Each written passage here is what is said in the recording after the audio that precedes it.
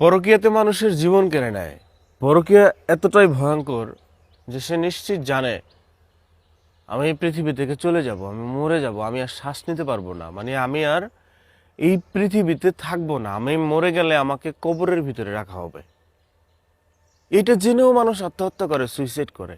তাহলে এটা জেনেও যদি মানুষ আত্মহত্যা করে, সুইসাইড করে, তাহলে ওই মানুষটা, যে মানুষটা সুইসাইড করে, উনি জানেও যে আমি সুইসাইড করতে গেলে আমার অনেক কষ্ট হবে, আমার বাচ্চা আছে, আমার সংসার আছে, আমার বন্ধু বান্ধব আছে, আমার এই পৃথিবী আছে, আমার এই সুন্দর বসুন্ধরা আছে, মানে এগুলো ছেড়ে আমাকে চলে যেতে হবে, এগুলো সব যায় নাও যদি কোনো একটা মানুষ সুইসাইড করে, তাহলে ওই মানুষটা আসলে কতটা কষ্টে থাকে।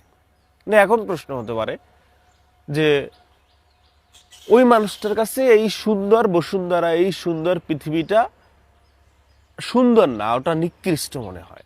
তো নিকৃষ্টটা কি জন্য হয়েছে, তার কাছে কি জন্য হয়েছে? না, যারা পরকীয়া করে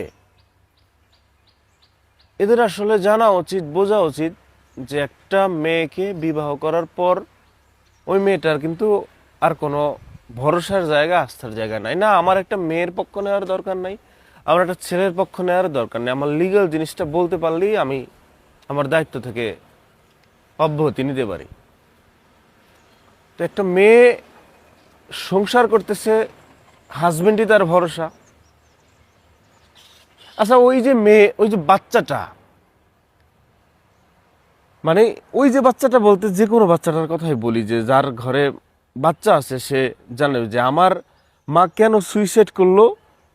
এই প্রশ্নের মানে আমার মা কেন সুইসাইড করতে বাধ্য হলো, এই এই যে মানে যে সুইসাইড করলো বা করছে বা করবে সামনে, এদের ওই বাচ্চাটা নিজেও জানে না এখন পর্যন্ত যে তার মা সুইসাইড করছে, তার বাবার কারণে সুইসাইড করছে, তার বাবা পরকীয়া করে বেড়াইছে, ওই কষ্টটাই মাটা নিতে পারে নাই, মাটা আর মাইনে নিতে পারে নাই, যার জন্য তার মা পৃথিবী থেকে চলে গেছে। এই যে বাচ্চাটা যখন বড় হয়ে বাবাকে প্রশ্ন করবে যে আমার মা সুইসাইড করতে কেন বাধ্য হয়েছিল, এই প্রশ্নের উত্তর কি ছেলেদের বা বাবার বা মায়ের দেয়ার মানে আছে কোনো উত্তর?